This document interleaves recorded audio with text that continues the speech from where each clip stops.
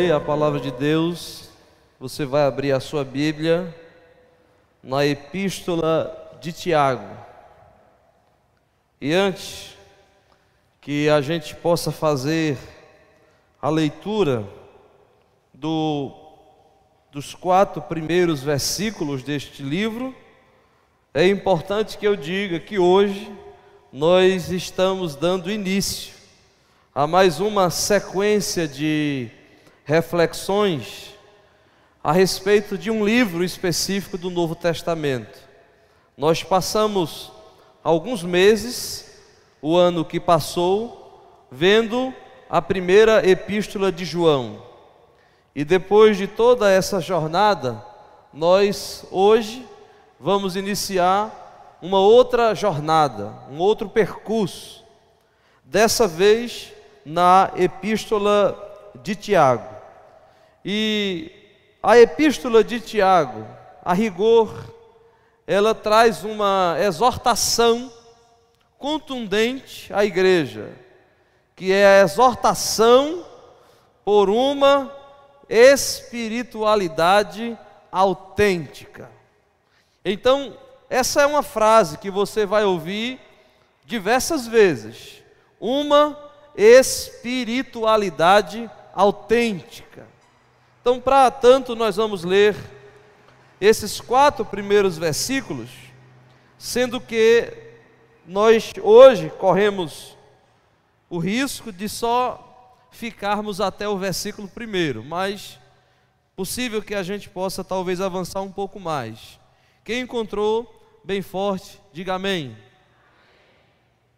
Diz assim a palavra de Deus: Tiago, servo de Deus e do Senhor Jesus Cristo, as 12 tribos que se encontram na dispersão, saudações. Meus irmãos, tende por motivo de toda alegria o passardes por várias provações, sabendo que a provação da vossa fé, uma vez confirmada, produz perseverança. Ora, a perseverança deve ter ação completa, para que sejais perfeitos e íntegros, em nada deficiente. Amém? Vamos orar? Eu vou pedir um pouco de retorno aqui, por favor. Irmãos, chegou a nós um pedido de oração e a gente vai aproveitar essa oração agora e vamos fazer essa oração. A mãe da irmã Denise, que foi transferida para a UTI em Garanhuns, ela teve um tumor retirado da cabeça, mas teve uma recaída. Então vamos orar pela mãe da irmã Denise e também por esse momento quando vamos nos debruçar sobre a palavra de Deus. Pai, obrigado, Senhor, por essa noite. Obrigado, meu Deus, por cada filho teu, por cada filha tua que chegou a este lugar nessa noite. Este é o lugar do encontro, este é o lugar do ajuntamento, e nós não pretendemos outra coisa aqui, senão nos encontrarmos e nos ajuntarmos para a nossa edificação. E nós precisamos da graça de Deus, da iluminação do Teu Espírito, da revelação que não vem pela via da intelectualidade, da racionalidade, mas daquela comunicação que o Teu Espírito faz com o nosso espírito, conferindo coisas espirituais com aqueles que são espirituais. De modo que nós rogamos a Ti, porque cremos que esta é uma ação e uma prerrogativa própria e singular do Teu Espírito. Do contrário, será apenas uma hora de falação. Mas o que queremos é que o Teu Espírito unja cada palavra, e que cada palavra seja acolhida no coração como um golpe de amor da tua parte por nós.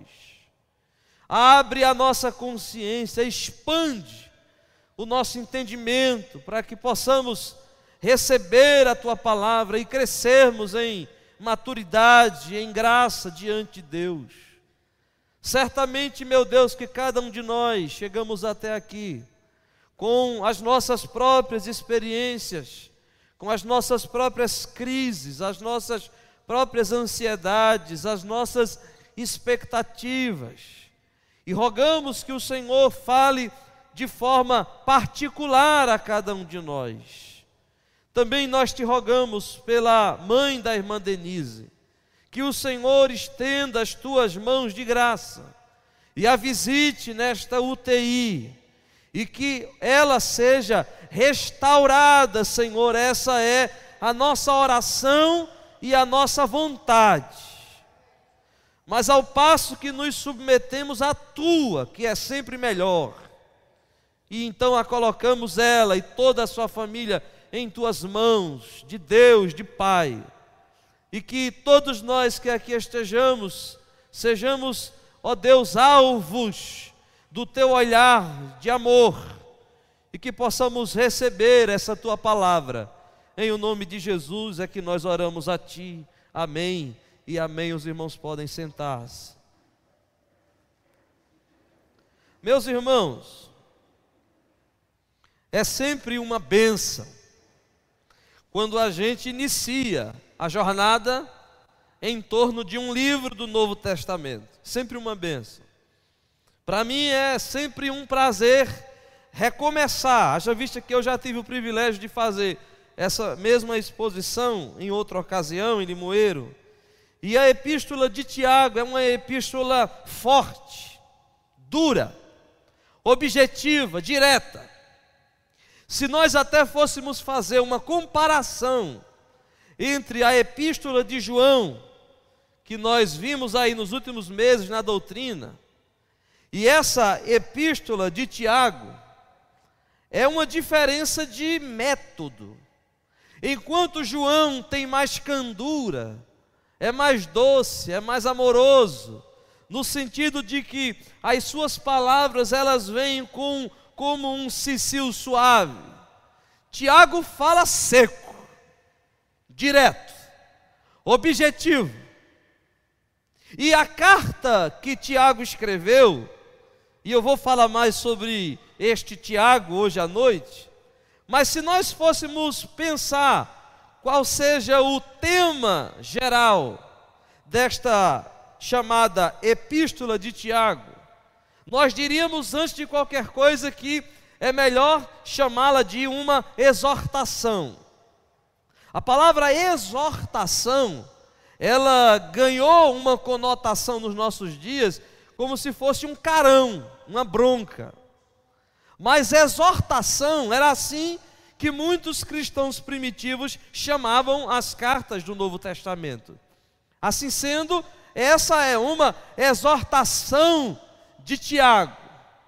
E como eu disse, em seu estilo direto, duro, o que Tiago está chamando aqui é a consciência de que vale uma fé que seja falastrona, de que vale a fé dos rituais, de que vale a fé dos credos somente, de que vale a fé das confissões formais, de que vale a fé que só serve para culto, de que vale a fé que só serve para o clube daqueles que se encontram e dizem: nós somos melhores do que os outros. A exortação de Tiago é a chamada à consciência de que, conquanto possa existir fé frágil, eu preciso também saber que existe fé falsa. E a chamada da epístola de Tiago é exatamente a essa compreensão, se a minha fé é ou não é uma fé genuína. Talvez por isso, o texto mais citado desta carta seja aquele que traz o paralelo a respeito do que seja a fé e as obras. Você sabe disso. Quando ele, Tiago, dirá que a fé sem obras ela é morta. E diz mais: mostra-me a tua fé e eu te mostrarei as minhas obras. E diz mais: posto que a fé é justificada pelas obras. Essa carta de Tiago, ela é tão dura, tão incisiva, que no período da Reforma Protestante, Martinho Lutero, por exemplo, chamou essa carta de palha, porque ele não admitia que essa mensagem fosse uma mensagem de Deus, porque Lutero entendia que a ênfase do apóstolo Paulo a respeito de que o homem é justificado não pelas obras e sim pela fé, encontraria na epístola de Tiago uma contradição. Mas esse foi um equívoco de Lutero, porque Tiago não está dizendo que o homem é justificado pelas obras. O que Tiago está dizendo é que a fé é justificada pelas obras.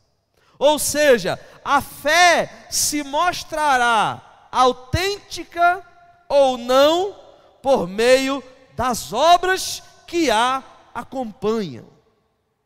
Mas disso nós teremos a oportunidade de ver quando estivermos examinando estes textos propriamente ditos. Mas o que eu quero que você entenda é que o espírito dessa carta é eminentemente prático. Tiago quer saber se a minha fé é uma fé que se concretiza na existência. Tiago quer saber se a minha fé ganha concreção na vida, ou se minha fé é apenas a fé do falatório, da boca para fora. A chamada de Tiago é para uma fé que se revele na materialidade da vida, que se enxergue, que se perceba, que se veja. Por isso é que na chamada que estamos fazendo a esses estudos, nós estamos dizendo que a epístola de Tiago é a exortação do irmão de Jesus a uma espiritualidade autêntica. Posto que existem muitas formas de espiritualidade, e muita gente fica em confusão se perguntando quem está certo, quem tem razão. E Tiago está dizendo olhe para os frutos dessa fé e veja quais são os frutos do amor. É por isso que nessa epístola, Tiago nos dirá, por exemplo, qual é a religião verdadeira. Ele diz, qual é a religião verdadeira? Tiago fala. Aí você diz, então me diga, pastor, pelo amor de Deus, porque é uma confusão tão grande. Tiago diz que a fé verdadeira é visitar os órfãos, as viúvas nas suas necessidades. Em outras palavras, Tiago está dizendo que a única religião, a única religação possível é aquela que me religa ao próximo, no cuidado, no trato, no amor, na misericórdia. É a mesma coisa que João disse, a gente viu aqui. Só que João diz numa linguagem mais amorosa, e Tiago é mais duro, é mais seco. Religião verdadeira não se sabe pelos credos nos murais dos quadros de catedrais. Religião verdadeira, conforme Tiago, é aquela que se revela no partir do pão, no olhar ao próximo, no ser para a vida o bom samaritano do outro. É isso que é religião verdadeira. Então são estas coisas que vão sendo a massa que vai moldando e formando o que é um cristão de verdade, uma espiritualidade autêntica. Mas para a gente começar do começo, vamos para o versículo 1. E o versículo 1 diz assim: Tiago, servo de Deus e do Senhor Jesus. Ponto. Até aí. Primeira pergunta que a gente tem que fazer é: quem é este Tiago? E para que a gente saiba quem é este Tiago, eu vou precisar ler com você aqui alguns versículos. E você pode se perguntar: mas qual é o meu interesse em saber quem é este Tiago?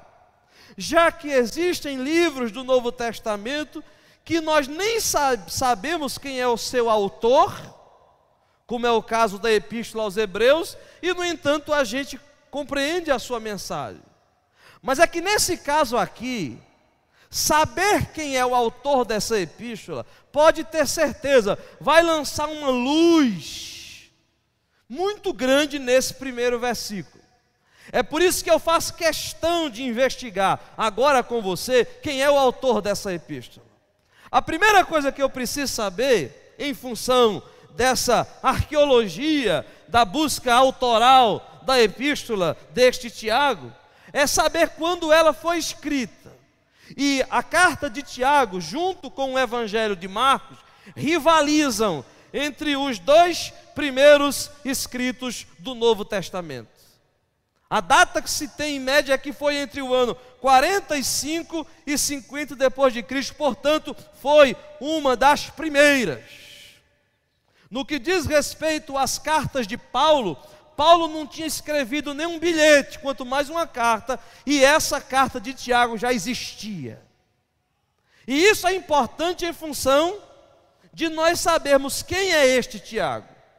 E é preciso que eu saiba que existem no Novo Testamento, de forma mais explícita, 3 Tiagos mais importantes. É óbvio que de vez em quando aparece alguém chamado Judas, filho de Tiago, como é o caso de um dos apóstolos. Mas há 3 Tiagos considerados de maior importância no Novo Testamento.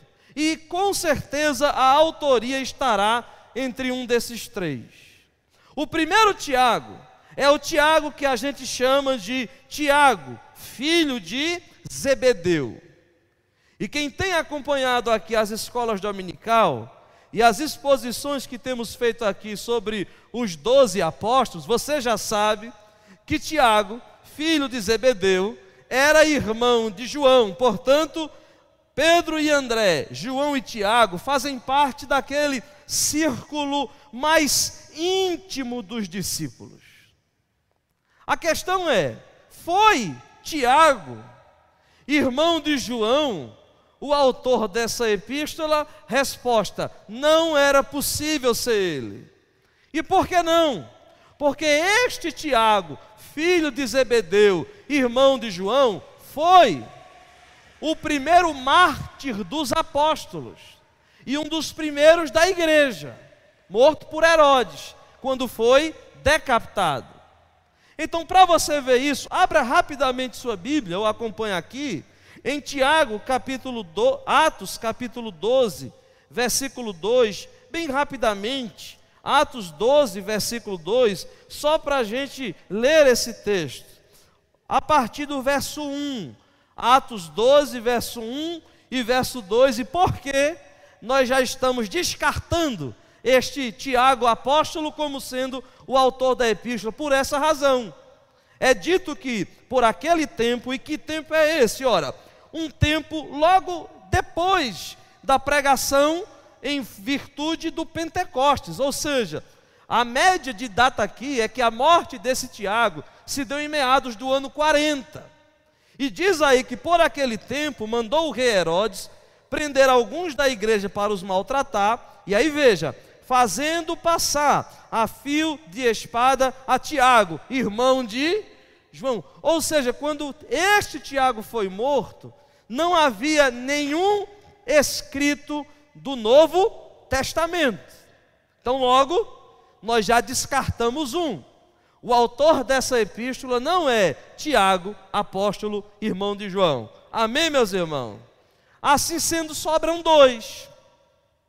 E quem são estes 2? Bom, o segundo provavelmente não foi, em virtude de que não há absolutamente nenhuma outra informação sobre ele no Novo Testamento, porque a única coisa que temos sobre ele é o nome, que está na lista dos 12 apóstolos, que é um apóstolo chamado Tiago, filho de Alfeu, também chamado de Tiago o Menor, só.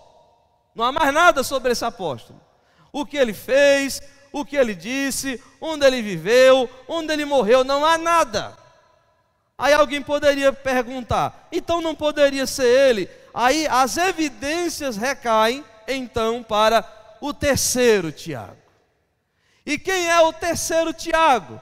É aquele Tiago que você vai encontrar sobre ele as maiores informações no Novo Testamento. E a primeira vez que este Tiago aparece é em Mateus capítulo 13, versículo 55. Abra aí rapidinho. Mateus capítulo 13, versículo 55. E eu quero ler com você este versículo. Mateus 13, 55. E diz assim, acompanhe. Não é este o filho do carpinteiro? Você veja que aqui está se falando quando Jesus prega em Nazaré. Quando Jesus vai pregar em Nazaré, as pessoas se espantam. Olha quem voltou, Jesus voltou, está pregando. Quem Jesus? Aquele Jesus, o filho de José, o carpinteiro. Aí vai se fazer então a descrição da família de Jesus. E o texto continua dizendo, acompanhe. Ora, não se chama a sua mãe quem, meus irmãos? Maria. E seus irmãos, olha quem vem primeiro? Tiago, José, Simão e Judas. Ou seja, este Tiago possivelmente é o irmão mais velho da casa. Depois de Jesus veio ele. E eu não sei por que razão algumas pessoas se engancham aqui, principalmente pessoas de confissão católica. Elas se engancham aqui porque não querem admitir que Maria foi uma mulher normal. Não querem admitir que Maria não estava de brincadeira quando queria casar com José. Ela queria casar com José mesmo, não era faz de conta. A ação do Espírito Santo gerando Jesus de forma sobrenatural e milagrosa, conforme a gente sabe, não anulou a vontade, o desejo de casar. Tanto é verdade que depois que Jesus nasceu, outros filhos do casamento vieram. E aqui são citados 4, e há outra referência que ainda falam assim, suas irmãs. Então, algumas pessoas se engancham por uma razão só, porque querem dar a Maria, mãe de Jesus, um status de divinização que o Novo Testamento não faz. O Novo Testamento diz que ela é bem-aventurada entre todas as mulheres, porque que mulher teve o prazer de dizer, eu sou a mãe do Salvador? Mas foi uma mulher com marido, com casa, com cozinha, com sala, com marido chegando do trabalho, com hora do almoço, com hora do jantar, e teve filhos. Aliás, diferentemente da nossa cultura hoje, que a tendência é evitar filho, naquele período da história, a glória da mulher era uma casa cheia de menino. Era a glória.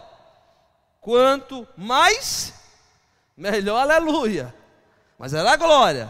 Então ela teve filhos. E Tiago aqui aparece no topo da lista.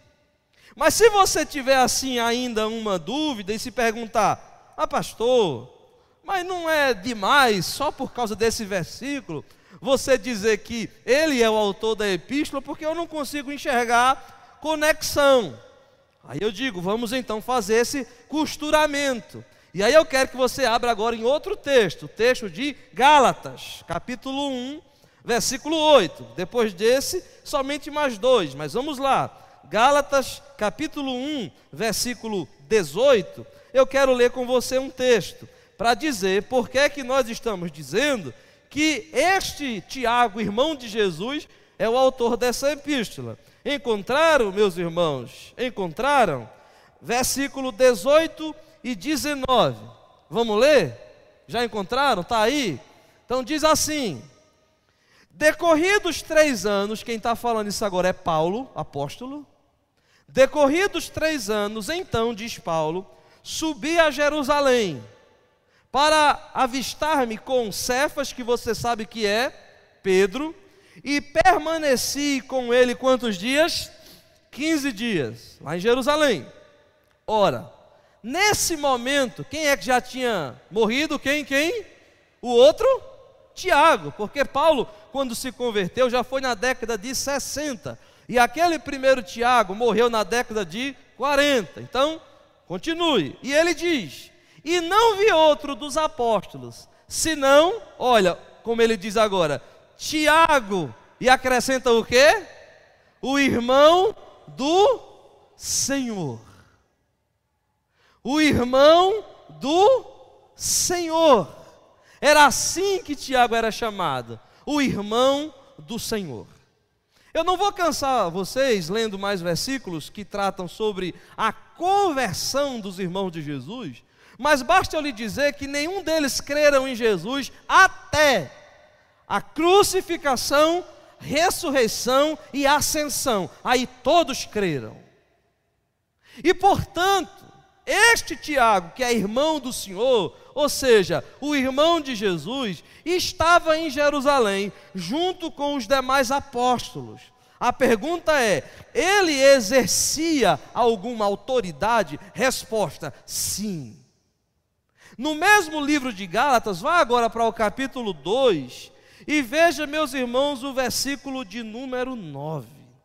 E o versículo 9 diz assim: e quando conheceram a graça que me foi dada, olha o que ele diz, Tiago, Cefas e João, que eram reputados o que, meus irmãos? Colunas, me estenderam a mão a mim, a Barnabé. Então veja como as informações vão se completando. Tiago, irmão do Senhor, que não é o que foi decapitado, e nem muito menos o Tiago menor, ele estava em Jerusalém, e em Jerusalém ele exercia a liderança da igreja. Paulo fala de 3, Cefas, Tiago e João. Mas eu vou mais além, de Pedro, Tiago, que é o irmão do Senhor, e João, desses 3, quem exercia a liderança de fato era o irmão de Jesus. Por que é que eu lhe digo isso? Não precisa muito, basta você ler o livro de Atos e ver as aparições de Tiago, como ele é o líder, e isso fica claro em Atos capítulo 15. Então, para a gente ler agora o último versículo dessa história toda do autor da epístola, abra no livro de Atos capítulo 15, e eu vou lhe dizer rapidamente o que é que aconteceu em Atos capítulo 15. Depois que Paulo saiu pregando, e muitos não judeus se convertendo, alguns judeus saíram de Jerusalém para transtornar a mensagem simples do Evangelho. E eles transtornaram lá na Galácia, dizendo assim: olha, é verdade que vocês são salvos quando creem em Jesus, mas crer em Jesus não é suficiente. Além de crer em Jesus, vocês têm que guardar a lei. E esse episódio, que ficou conhecido como o episódio dos judaizantes, fez com que Paulo escrevesse uma carta duríssima aos Gálatas, conforme você vê no primeiro capítulo, quando ele diz: ó insensatos Gálatas, quem vos fascinou a ir a outro evangelho? O que na verdade não é outro, senão há alguns que perturbam e pervertem o verdadeiro evangelho de Cristo. É lá que Paulo vai dizer: se é pela graça, não é pelas obras, posto que se é pelas obras, já não é pela graça. Assim sendo, o homem é salvo pela graça e não pelas obras. Mas isso gerou uma confusão que foi até Jerusalém, numa grande reunião. aquela primeira reunião da igreja, que alguns dão o nome de concílio, se bem não foi assim que eles chamaram. Mas aquela grande reunião teve as forças opostas, cada qual defendendo a sua tese. E a tese era: os não-judeus, para serem salvos, precisam ou não precisam guardar a lei? Em outras palavras, a questão era: a graça de Jesus é ou não é suficiente para salvar? Ou ainda se precisa se submeter aos rudimentos da lei de Moisés? E a questão toda foi decidida quando Pedro se levanta e dá o seu testemunho. E o testemunho de Pedro é aquele que estava lá na casa de Simão, o curtidor, e como Deus lhe deu uma visão com panos que vinham com animais, dizendo: mata e come. E Pedro dizia: como pode, Senhor, se são animais impuros? E Deus diz: Pedro, não torne impuro o que Deus purificou. E Pedro ficou sem entender aquilo, até que mais tarde chega um dos agentes da casa do Cornélio, que não era judeu, e que tinha tido uma visão de que o Senhor lhe disse: ora, Cornélio, as tuas esmolas chegaram até Deus, pelo que procura Pedro, que está na casa do Simão, o curtidor, e ele te trará uma mensagem. E Cornélio manda, e Pedro então ouve, e quando ouve diz: isso é de Deus, tem a ver com a minha visão. E Pedro vai lá na casa de Cornélio, e quando começa a pregar o evangelho, diz que o Espírito caiu sobre eles. Da mesma forma como tinha acontecido no Pentecostes. E Pedro diz: como a gente não aceita se o Espírito já os aceitou? Essa palavra de Pedro foi final. De modo que depois desse testemunho de Pedro, ficou decidido, e é quando então Tiago, que era o líder, se levanta, e no versículo 13, finalizando de Atos 15, ele diz: depois que eles terminaram, falou Tiago, dizendo, é a palavra final. E a partir de Tiago, dessa fala de Tiago, ele começa a expor qual seja a carta que deve ser enviada às igrejas dos judeus. E aqui a gente chega no ponto de conexão. Quem é que está escrevendo para os judeus? Quem é que está dando o nome? Tiago. Por quê? Porque Tiago, enquanto Paulo era o apóstolo dos gentios, Tiago havia se tornado o apóstolo, se bem que ele não era dos 12, mas o líder dos judeus. Por isso que ele, Tiago, é quem endereça a carta às igrejas judias. Aí você diz: o que é que isso tem a ver com essa epístola de Tiago? Tudo. Porque se você não percebeu, eu quero ler de novo o versículo 1 da epístola de Tiago. E ela diz assim: Tiago, servo de Deus e de Jesus Cristo. E ele endereça a quem, meus irmãos? As 12 tribos. E essa expressão 12 tribos, conforme a gente vai ver melhor daqui a pouco, está dizendo que o endereçamento de Tiago tem como ponto de partida primeiro os judeus. Assim sendo, é como um quebra-cabeça que você vai juntando. Por isso é que desde a igreja primitiva, os pais da igreja nunca se questionou que o autor dessa epístola, em função de tudo que eu disse, de que não é o Tiago que morreu, de que não é o outro Tiago menor, porque esse Tiago, irmão de Jesus, era líder da igreja dos judeus e escrevia para os judeus, não há dúvidas de que ele é o autor dessa epístola. O que é que isso me diz de cara? Qual é a primeira lição que eu tenho assim, de imediato? Em saber que nós estamos diante de um texto de um filho de Maria, de um filho de José, de um irmão de Jesus é que escreveu isso. Um irmão de Jesus. Por isso que eu digo que a epístola de Tiago é a exortação do irmão de Jesus por uma espiritualidade autêntica. Mas sabe o que é que mais me chama a atenção? É a forma como ele, Tiago, se apresenta. Você viu como é que ele se apresenta?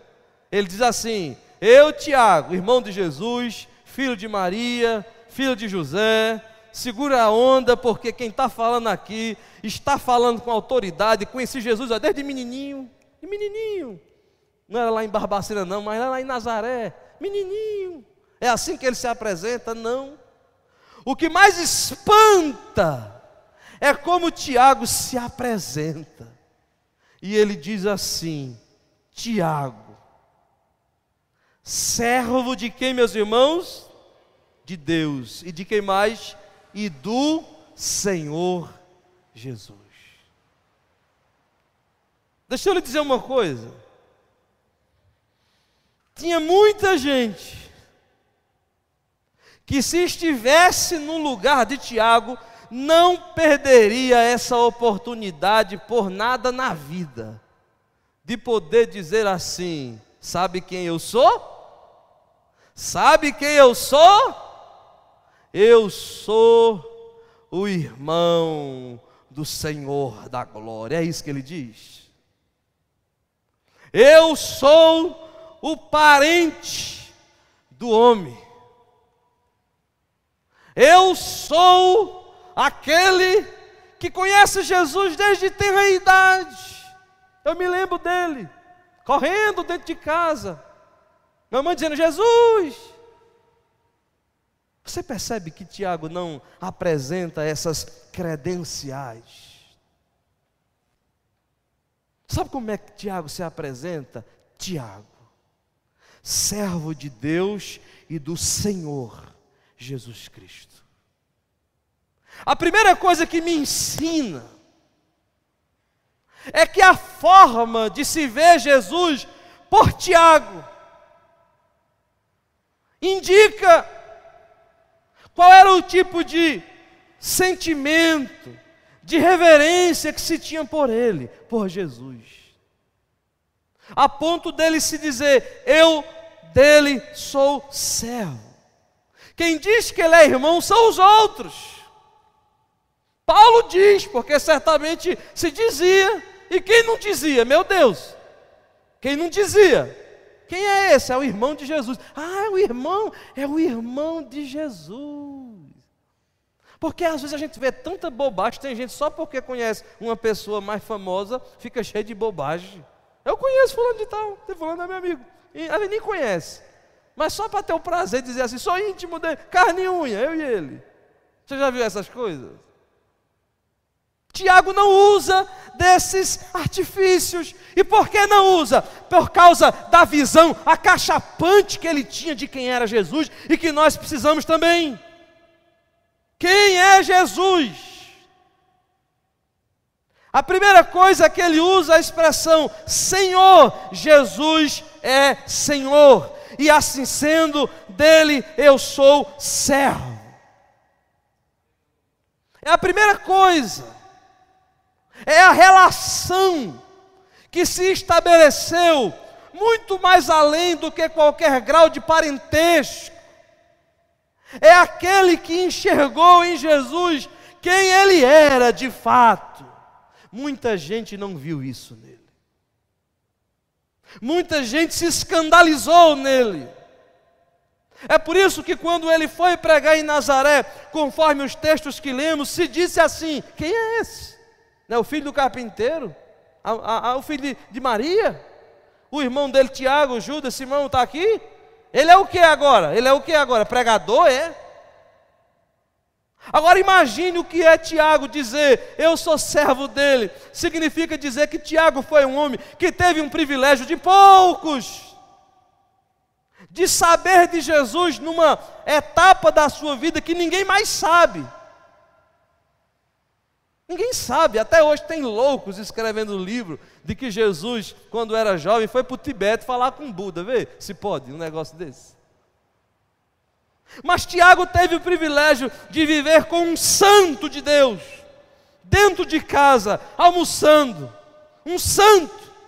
do qual mais tarde, quando os seus olhos foram abertos, porque sem a graça da regeneração, sem a visitação do Espírito, que sopra como vento onde quer, ninguém reconheceria ele quem ele era, razão porque Jesus disse a Pedro: não foi carne e nem sangue que te revelou, porque se carne e sangue revelasse alguma coisa, os irmãos de Jesus estavam sempre nas primeiras filas, mas eram todos incrédulos, porque só se submete ao senhorio de Jesus quem é impactado pela revelação. Não é a igreja que é legal, não é o louvor que é bonito, não é a pregação que é interessante. Estas coisas nos atraem para as comunidades religiosas, mas nos atrair a fé autêntica, só o Espírito, e Tiago sabia disso.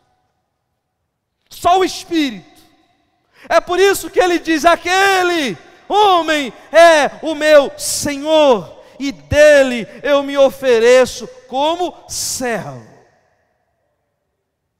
A segunda coisa é a forma como Tiago ele eleva Jesus e coloca-o em paridade a Deus, porque ele diz: Tiago, servo de Deus e do Senhor Jesus, de modo que Tiago faz algo que acontece em todo aquele que é alvo dessa revelação, é enxergar Jesus como o Filho de Deus e a Ele render homenagens, glórias, tributos e adoração igual a se oferece ao Pai.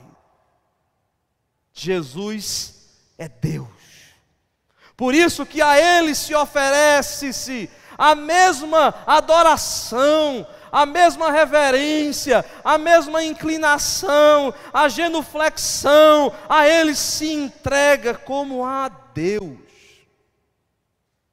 Jesus e Deus, os quais Tiago se oferece como servo. Por isso, meus irmãos, que se nós estamos falando de espiritualidade autêntica, aqui está a base e o fundamento.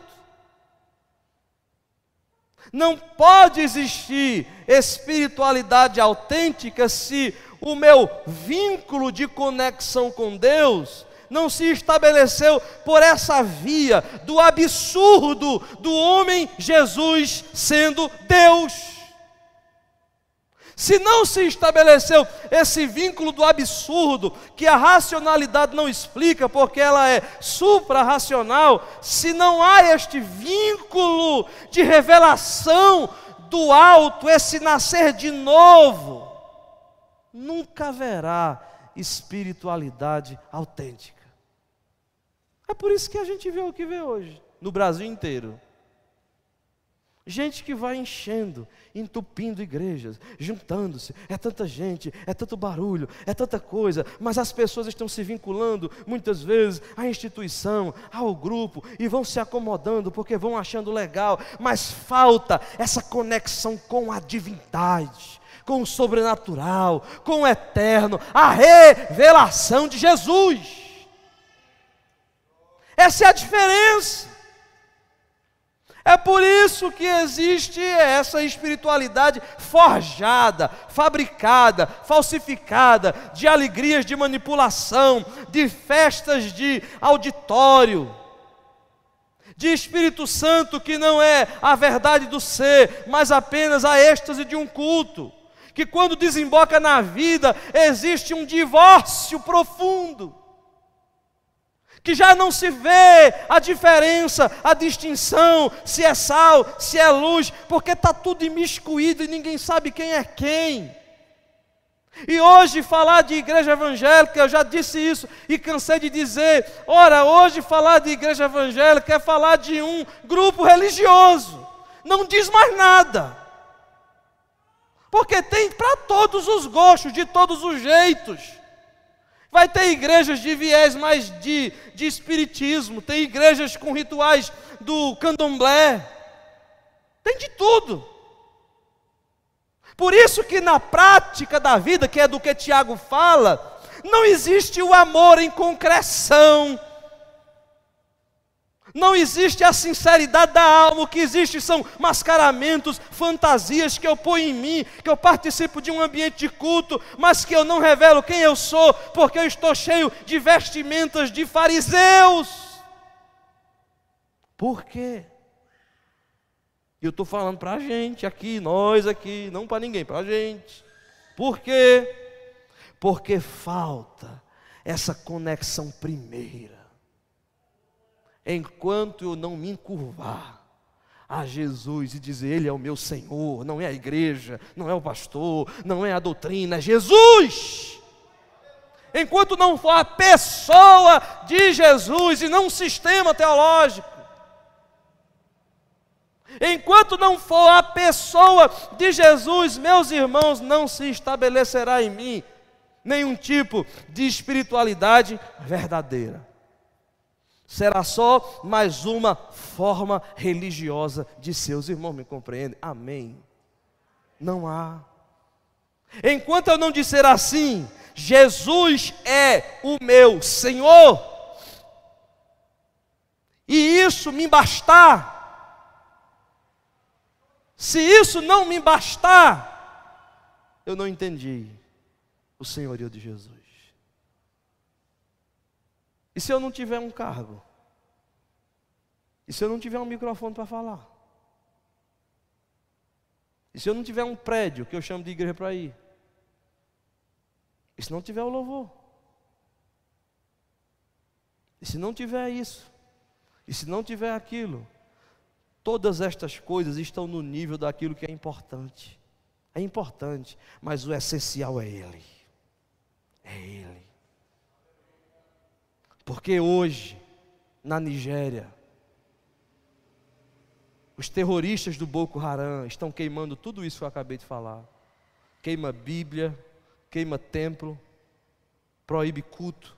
E aí, acabou-se os crentes? Morreu, todo mundo, sumiu, não tem mais nenhum.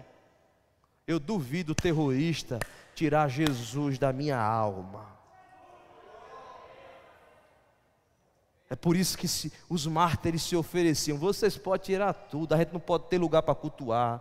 Aí não tem mais cargo de nada, nem de pastor, nem de presbítero, nem de diácono, nem microfone, nem cadeira, nem banco, nem som, nem música, nem nada. Mas eu tenho Jesus. É isso. É quando isso se estabelece na gente, que se cria a fé autêntica, a espiritualidade verdadeira. É a partir daí que Tiago começa. As coisas que ele dirá daqui para frente serão apenas o eco de quem já se submeteu ao senhorio de Cristo. Aí tudo fica claro. Se eu já estou chamando Jesus de Senhor, Ele se tornou a minha referência. É por isso que tudo que você vai ler em Tiago, você vai ver em Tiago, como você viu em João, como você vê em Gálatas, como você vê em Efésios, como você verá em Tessalonicenses, como você verá no Apocalipse, como você verá em qualquer livro. Só existe uma referência, que é Jesus Cristo. É Jesus de capa a capa, do primeiro versículo ao último versículo. Você só vai encontrar Jesus e as implicações de ser servo de Jesus na vida. Porque Ele já disse, eu sou Tiago, servo de Deus e de Jesus. Como é que você se chama hoje? Como é que você se chama? Logo quando eu fui ordenado, eu acho que essa é uma mania de, não vou dizer de todos, mas de quase todos os pastores, né? Às vezes aquela ânsia de você se apresentar como pastor.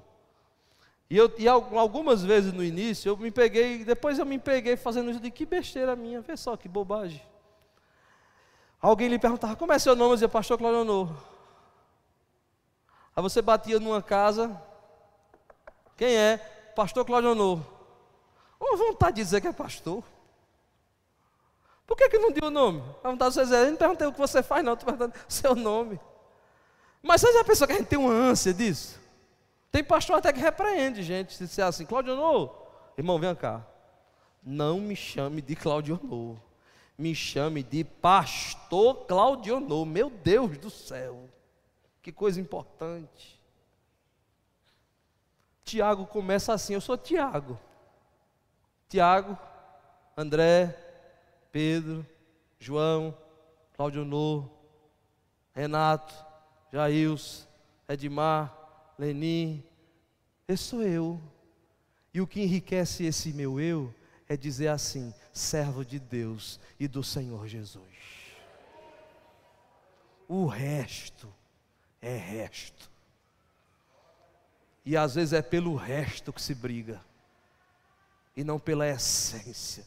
Eu me embasto, eu me satisfazo em como Tiago dizer: Tiago, eis a minha credencial. Eu não estou me chamando de irmão de Jesus, eu não estou dizendo que eu sou líder de nada, eu estou dizendo que eu sou Tiago, o servo de Deus e do Senhor Jesus. Se isso não se basta para você, para mim é suficiente, porque já diz tudo sobre mim. Diz tudo sobre mim. Mas para a gente continuar, este Tiago, que é só Tiago, servo de Deus e do Senhor Jesus Cristo, ele se endereça, dizendo assim: as 12 tribos que se encontram na dispersão. E eu quero falar sobre isso para a gente encerrar hoje à noite. Quem são essas 12 tribos? Aí é preciso que se entenda que este Tiago aqui é um judeu. Ele é um judeu. É judeu, irmão de Jesus, um judeu. E mais do que um judeu, era gente que estava lidando com os judeus. E se você não sabe, essa expressão 12 tribos da dispersão, meus irmãos, essa era uma palavra muito usada no primeiro século, por uma razão muito simples. Na história de Israel, você sabe que a gênese do povo israelita são os 12 filhos de Jacó. Todos nós sabemos disso. E desses 12 filhos de Jacó, que se proliferaram primeiro no Egito, e depois foram libertos por Moisés, e em seguida por Josué, e se assentaram na terra prometida, foram aqueles que foi chamado de as 12 tribos. Acontece que na história de Israel, 2 episódios foram marcantes. Em 722, uma parte dessas tribos, que era chamada de o Reino do Norte, 10 tribos e meia, ela foi totalmente dizimada pela invasão de um império chamado Império Assírio. E esse povo foi miscigenado com povos de outras raças, e passaram doravante a ser chamado de samaritanos, pelo que os judeus mantinham uma rixa, porque dizia: eles não são judeus puros. E o restante, chamado de o Reino do Sul, que era onde ficaram Jerusalém, então se dizia que era apenas a tribo de Judá. Por isso que era popular dizer que as 12 tribos de Israel estavam dispersas, e de fato estava, em função de um fenômeno chamado de a diáspora, que foi uma grande dispersão quando houve a invasão no templo de Jerusalém dos Ptolomeus e Seleucidas, que eram grupos daquela época, nacionalidades que invadiram Jerusalém, e os judeus foram embora. Por isso que você tinha judeu espalhado em todo lugar daquele período.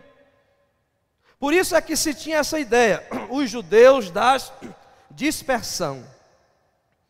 Aí a pergunta que a gente faz é a seguinte: então quer dizer que Tiago está escrevendo para judeu? Eu lhe digo, não. Primeiro, obviamente, Tiago está escrevendo para aqueles que se submeteram a Jesus como servo, e ele como Senhor. Mas quando ele diz as 12 tribos da dispersão, é mais do que os judeus, já é uma compreensão, que você vai encontrar ela explicada melhor em Paulo, quando diz o seguinte: em função de que os judeus agora se encontram junto com os gentios em Cristo, judeus e gentios que pela fé se encontram em Jesus, posto que o muro da separação caiu, e de ambos os povos Deus fez um só. Paulo diz: eis que este aqui, judeus e gentios, compõem o que se chama de o verdadeiro Israel de Deus. Você entendeu isso? Por isso é que quando Tiago fala as 12 tribos da dispersão, é uma linguagem judaica para se referir a todos estes que, unidos pela cruz de Cristo, serão mais uma vez reunidos quando Jesus voltar. Assim sendo, a igreja espalhada na terra, é este Israel que não é o Israel étnico, mas aquele que Paulo diz que o verdadeiro israelita é aquele que faz a circuncisão no coração, porque é aquele que é pela fé em Jesus. Este verdadeiro israelita, assim como aquelas 12 tribos etnicamente foram espalhadas, simbolicamente também a igreja está dispersa na terra, e que um dia o Senhor vai trazer todos para si mesmo. Portanto, versículo 1, que diz as 12 tribos dispersas, pode ter certeza, Ele está falando de mim, Ele está falando de você, Ele está falando de todos aqueles que se transformaram nesse Israel de Deus pela fé em Cristo Jesus. Visto que em Cristo não há mais judeu e gentil, livre ou escravo, bárbara ou cita, homem e mulher, mas todos são um em Cristo. Assim sendo, Tiago, servo de Deus, irmão de Jesus, ele está escrevendo para toda a igreja, em todos os tempos e em todas as épocas, posto que todos que creem em Jesus são parte desse grande Israel de tribos dispersas e que o Senhor trará a sua companhia. Portanto, o que eu preciso entender de cara é que tudo quanto aqui está dito, não está dito para um grupo apenas, não está dito para uma classe apenas. É por isso que se diz que a epístola de Tiago é chamada de uma epístola universal. Mas hoje, irmãos, a gente praticamente ficou somente na saudação. Mas na próxima quarta-feira, se Deus assim permitir, a primeira coisa que Tiago vai falar é da máxima importância. E eu não vou explicar, hoje eu só vou ler. E o que Tiago vai dizer se dá em função de que este período aqui, em que essa carta foi escrita, foi o período, ouça bem isso, aonde eclodiu as terríveis perseguições judaicas. Não as romanas, que só vai com o imperador Nero, lá na década de 60, mas aquelas que fez Tiago morrer ao fio da espada, aquelas perseguições que fez Pedro ser aprisionado mais de uma vez, aquelas perseguições que fez alguns cristãos perderem seus bens em Jerusalém. E a primeira coisa que Tiago diz é: meus irmãos, isso serve para mim e para você, tende por motivo de toda alegria o passardes por várias provações. Essa é a primeira coisa. Porque sabendo que a provação da vossa fé, desta fé que não foge, desta fé que não se desfaz, mas que é firme como a rocha, esta fé, uma vez confirmada, a provação produz perseverança. E a perseverança deve ter ação completa. Eu vou falar sobre o que é a ação completa da perseverança. Para que sejais perfeitos e íntegros, em nada deficientes. A primeira coisa que Tiago quer nos dizer, e que nós veremos na próxima quarta-feira, é que se você está passando por alguma provação, você tem todas as razões no mundo para estar feliz. Você entendeu isso? Se você está passando por provações, repito, você tem todas as razões do mundo para estar feliz. Aí você diz assim: é brincadeira isso. Como é que pode isso? Aí você vai entender que o que Tiago estará nos dizendo é que muito maior do que o meu bem-estar e o meu conforto, que possam estar sendo atacados pelas provações, é que não tem uma luta para aquele que se submeteu ao senhorio de Jesus, que não faça dele alguém maior na vida. Assim sendo, as provações são motivos da gente se alegrar pela fé que vai se confirmando. Só vou lhe dizer uma coisa para encerrar: se você não morreu até agora com essa provação, misericórdia, pastor, se você não morreu até agora nela, e você não vai morrer nela, pode ter certeza, você está ficando uma pessoa melhor, para a glória de Deus. Vamos ficar em pé, em nome de Cristo Jesus, e se Deus assim, meus irmãos, nos permitir, quarta-feira a gente começa, de fato, no conteúdo dessa epístola, tendo já estabelecido estas coisas que nós falamos hoje, que são pontos de partidas fundamentais, para que a gente entenda qual é o caminho e o rumo que a gente vai tomar. Portanto, hoje à noite, guarde no seu coração e acolha essa palavra na sua alma. Primeiro é que você tem que se saber: eu faço parte do povo de Deus, eu sou o povo de Deus. A gente está até dispersos uns dos outros. A gente se dispersa uns dos outros. A gente até aqui entre a gente se dispersa. Se dispersa igrejas em casa, igrejas em cidade ficam dispersas. Não tem problema não. Agora está assim, mas Jesus vai reunir todo mundo em glória. Todos em glória. Essa é a primeira certeza. Ele vai reunir todos. E haverá um só rebanho e um só pastor. E a segunda coisa é que para mim me basta ser chamado de eu mesmo, se o eu mesmo for acompanhado do servo de Deus e do Senhor Jesus.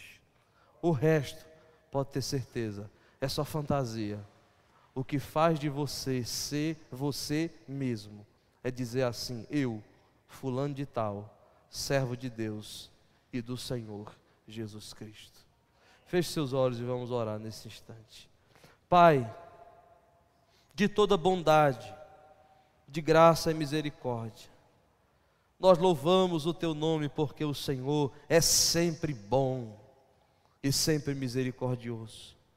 Obrigado por cada filho Teu que esteve aqui, e que a Tua palavra em nós seja recebida com gratidão, e que seja acolhida, Senhor, para a glória e o louvor do Teu nome. Obrigado pelo dia de hoje, que o Senhor nos conceda um restante de semana de paz na Tua presença. Nós te damos graça pelo privilégio de podermos ser chamados de servos de Deus. Graças te damos por isso, meu Senhor. Em nome de Jesus, nós te adoramos. Amém.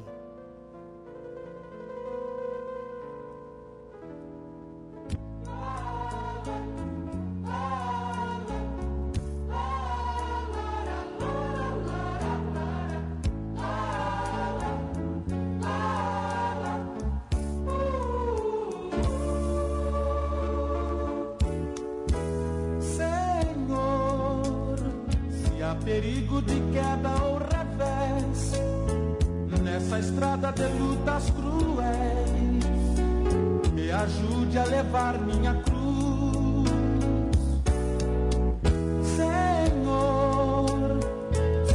sozinho não a posso levar. Tua graça me há de bastar. No caminho não posso parar. Eu sei que a cruz que me deste, Senhor, é só minha, só eu sou o portador. Na estrada não a posso deixar. E a caminhada é longa e atroz, me sustenta ouvir tua voz. Eis-me aqui para te ajudar.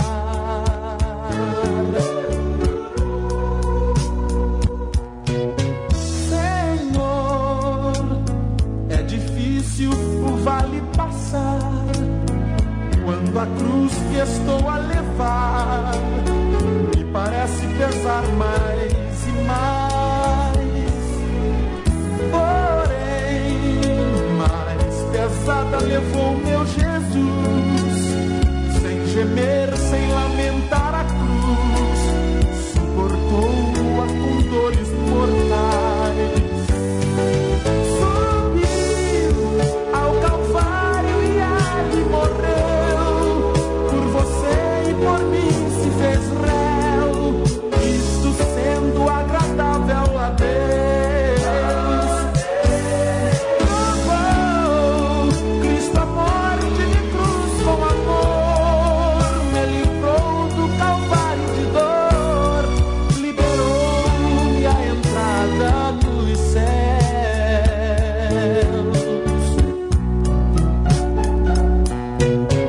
Não sei como estás, meu irmão, com tua cruz, se chorando ou cantando a conduz, ou se pensas em abandonar. Eu sei ser difícil o seu conduzir, numa estrada onde podes cair, sem jamais conseguir levantar.